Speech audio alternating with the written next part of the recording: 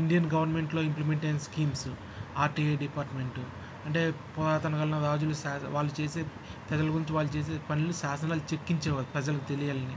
ఇప్పుడు పొలిటీషియన్స్ అంతా కరప్షన్లో దొబ్బులాట్లో దొబ్బడానికి గురించేసి వాళ్ళు కాన్ఫిడెన్షియల్ జీవోస్ పాస్ చేస్తున్నారు. అసలు ఏ స్టేట్కి కాన్ఫిడెన్షియల్ జీవో పాస్ చేసేంత రైట్ ఎందుకు ఇచ్చారు?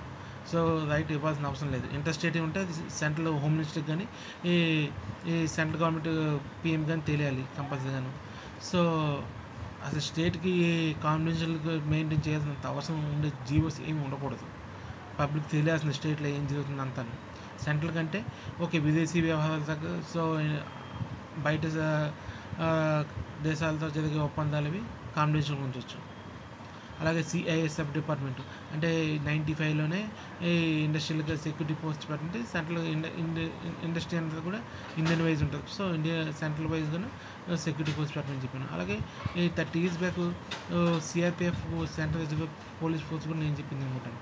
సో అలాగే PAN card, Aadhaar card, IT రిటర్న్స్ని ఆటోమేట్ చేయడం, అలాగే Navi Mumbai SEZ, Bengaluru electronic city and Whitefield SEZ, education junior జస్టిస్లో చిన్నపిల్లలకు నేరస్తులు అయితే వాళ్ళు కూడా ఎడ్యుకేషన్ ఇప్పించమని చెప్పడం. ఎందుకంటే శిక్షణ అనేది వాళ్ళకి రియలైజేషన్ గురించి. సో ఆ టైంలో చదువు నేర్చుకోవడం కూడా నేర్చుకోవచ్చు అని చెప్పడం.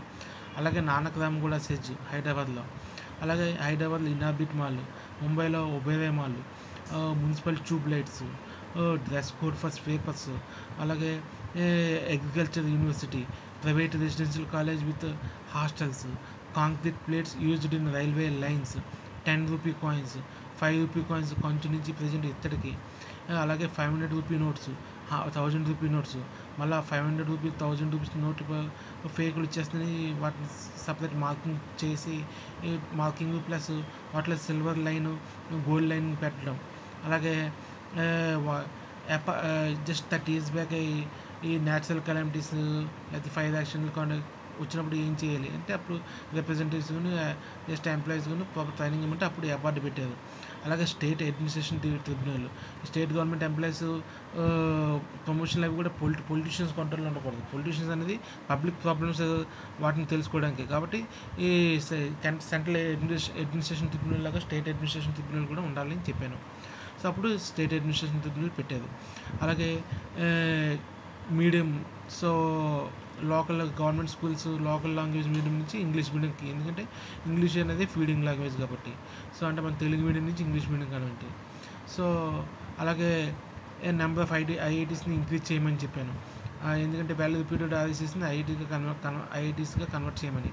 అలాగే 108 సర్వీసు, అలాగే 30 years బ్యాక్ ఐటీఐ కాలేజెస్, అలాగే టోల్ గేట్ ఛార్జెస్, అలాగే seconds display and traffic signals, అలాగే ఎస్ఎస్సి కానీ ఇంటర్మీడియట్ కానీ ఎంసెట్ రిజల్ట్స్ ఒకే వెబ్సైట్ మీద డిస్ప్లే చేయడం, అలాగే state government Indian government employment news ఒకే చోట పెట్టడం,